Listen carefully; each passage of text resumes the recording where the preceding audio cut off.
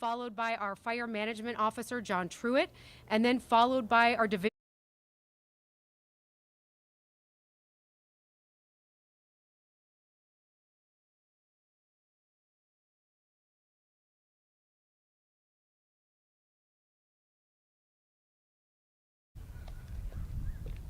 Thank you. Good afternoon, everyone, and thanks for joining us.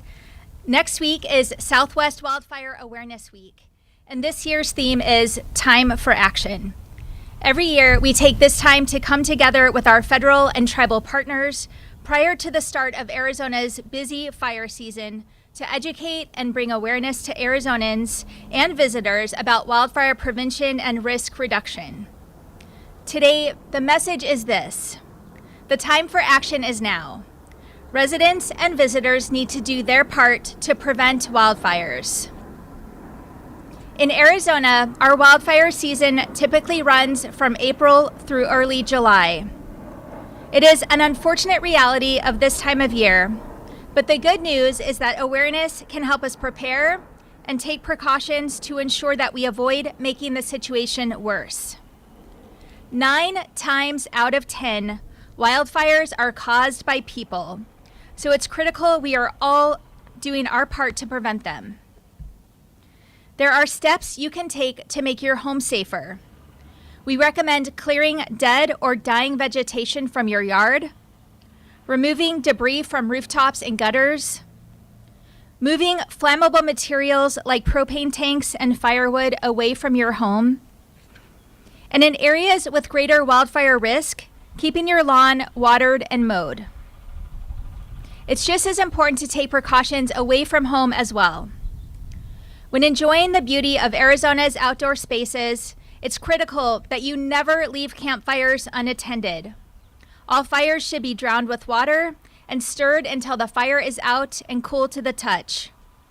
And never burn debris on a windy day. In 2023, roadside fires accounted for 26% of Arizona's total fires. Make sure that your car and its tires are in good working order before getting out on the road. And secure your trailer chains. When dragged, they too can cause wildfires. And finally, target shooting and fireworks are never allowed on state trust land. Stay aware of fire restrictions that are commonly posted in recreational areas. We can all take steps to be proactive and to keep our families and communities safe from wildfires. Sign up for emergency alerts through your county's emergency management department. And understand the ready, set, go process. Ready means to prepare in advance now. Sign up with your county's or tribe's text or voice emergency notification system. Set means having a go bag prepared with important items like prescriptions, money, documents, your ID, snacks, and water. And go means evacuate now. Always follow the advice of first responders and law enforcement. We are fortunate to have so many brave men and women on the front lines fighting wildfires when they inevitably do happen. I'm so grateful to the Department of Forestry and Fire Management for the work that you do to mitigate the wildfire season and keep Arizonans safe. But it's important that we continue to do our part so they can do theirs. I encourage all Arizonans to educate themselves on wildfire safety by visiting the fire prevention page on the Department of Forestry and Fire Management website. And with that, I'll hand it off to DFFM Fire Management Officer, John Truitt.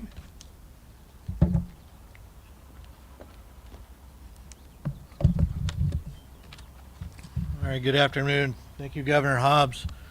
So this year, we're talking about a heavy vegetation growth and a fire potential of being higher than normal across parts of Arizona. Areas south of the Mogollon Rim, within the Tonto National Forest, and across the Sonoran landscape, down into the Catalinas and into Cochise County may see increased fire activity due to the amount of grass and brush in those areas. The potential exists for quick ignitions and rapid moving wildland fires within these areas of heavy fuels where wind and terrain can influence explosive fire behavior. making it challenging for firefighters to contain. As for the high country, fire behavior may be delayed just due to the existing snowpack and the later moisture that we're receiving this spring. To prepare for all this, collectively the state, local fire departments, wildland fire agencies, our tribal partners, and Arizona is basically your Arizona Fire Service combined.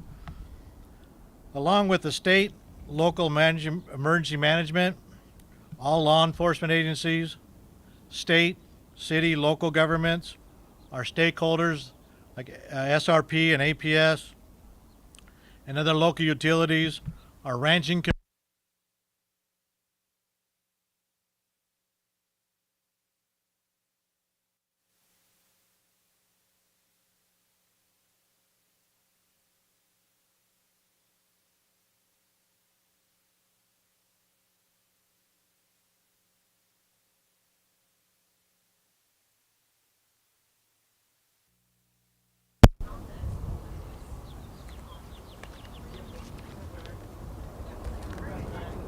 Test, test, test.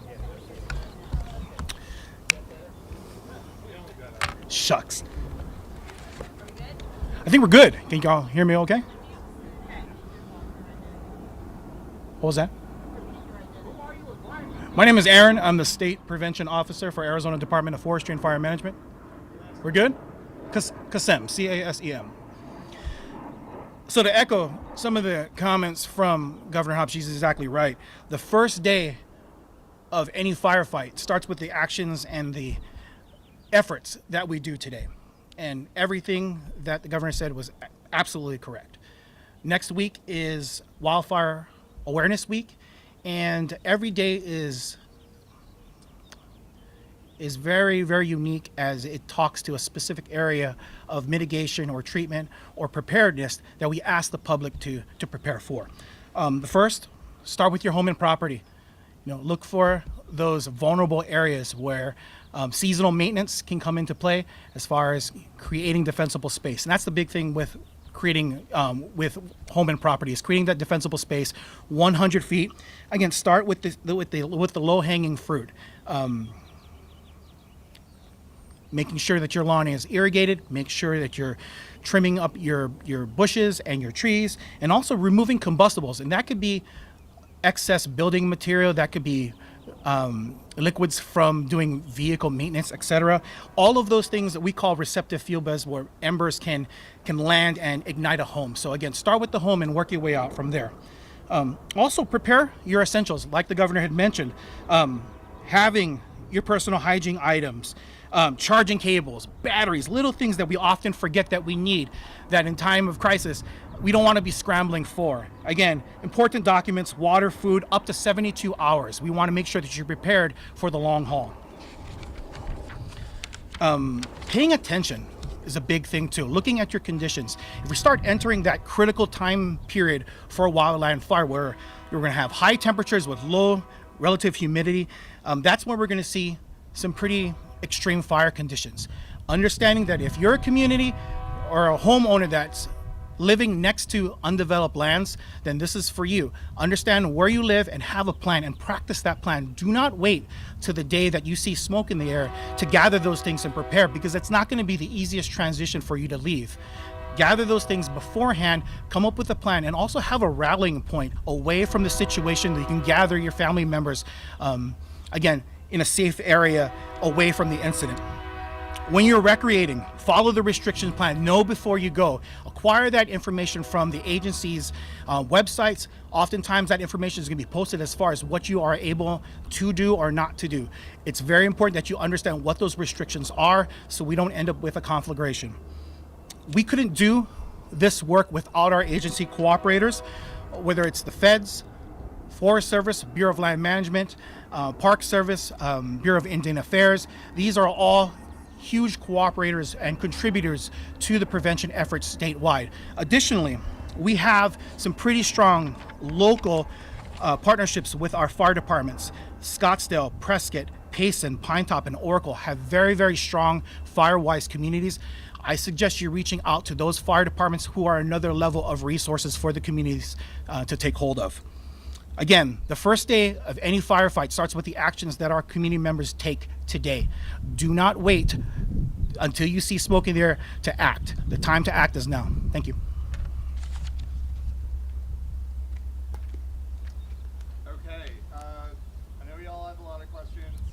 Any fire questions first? Yes. Okay, so if the snow level is relatively high right now, does this mean that Preston and Preston and Orange Unit Valley area is higher risk during the summer? Yeah, they're a little bit lower elevation. Can you go to the next one, sir? Say your first and last name for me then. John Truitt. Yeah, due to the elevation change, there will be significant changes in how the lower elevations dry out and get in fire season quicker than the higher elevations will. Other fire questions? Yep. I understand the Department of Forestry and Fire Management is Governor House's So my executive budget proposal continues support of fire suppression and mitigation efforts as well as forest restoration. It's really important that we have that funding to make sure these guys all stay safe. So we're going to fight for that in our budget.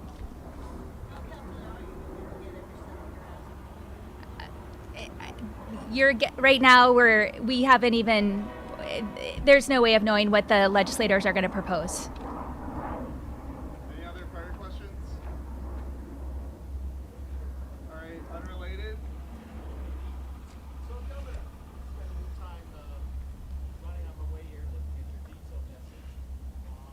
It seems like you sort of bought the argument from the league that this would be overreach, but somehow you're willing to look at ADUs and everything else.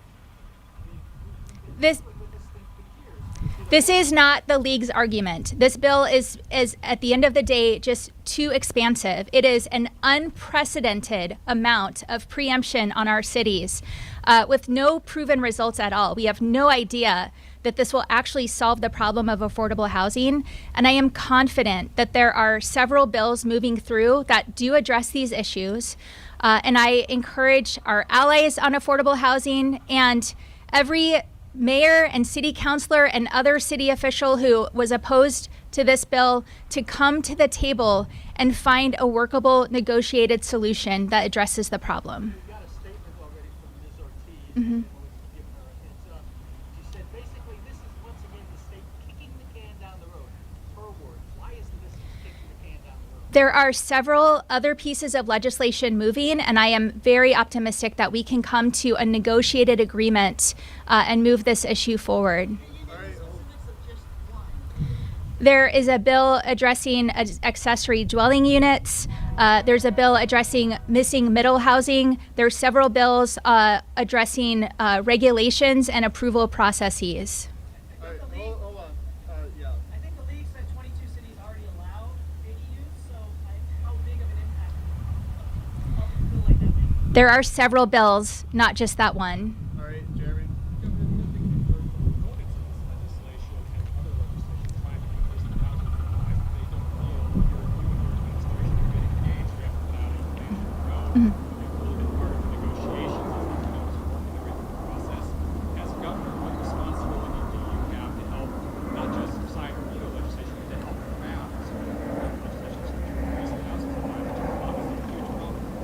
Yeah, no, I understand that question. And, from day one, what I said is I want to see a negotiated solution on my desk. And this bill is not that.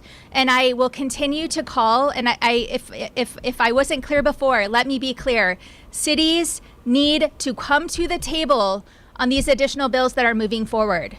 You need to be at the table. And I imagine that our allies on affordable housing are also going to be working on these additional bills. I want to see everyone at the table. So is there All right, hold on. you to Jeremy. be at the table as well and to help kind of facilitate these negotiations or to put out a plan of your own? I think I've made clear what I want to see. I need to see something that strikes the right balance, and the stakeholders in this process, the cities, the affordable housing advocates, which are not mutually exclusive, by the way. Cities are feeling the pinch of affordable housing issues as well. That they can come to the best solution together. I don't necessarily think that it needs my involvement. They're the ones most closely involved in this issue. All right, right there. Yeah, so do you agree with the league's argument proponent's argument that the league was not very cooperative in this process? When you just said cities should come to the table, so were they? I will reiterate that I want to see cities at the table on the additional legislation that's moving forward. And I have one on the border, if you don't mind me asking. So we're about a couple weeks away from potentially seeing street releases federally. What's the status update on a potential backup plan?